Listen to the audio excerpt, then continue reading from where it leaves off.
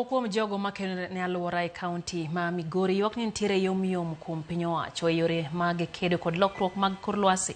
Giwacho ni onge chenro malong'o ma oseketi kod piny owacho e kedo kod lokruok mar kor lwasi. Ka bende giwacho ni siasa thiro chenro mag kaunti ma Migori kod Kenya mangima.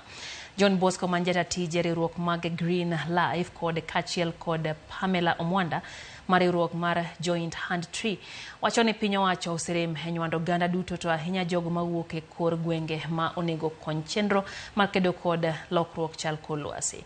Bosco wacho ni kata kaka omenda ma oket tenge e kedo kod lokruok mar kor lwasi ok oseyangi negi kaka itiyo godo. Floka ni okaseneno gino ero ma otimo sana ka koro wabiro kaka koro jokanyo no mochung' ne weche alwora.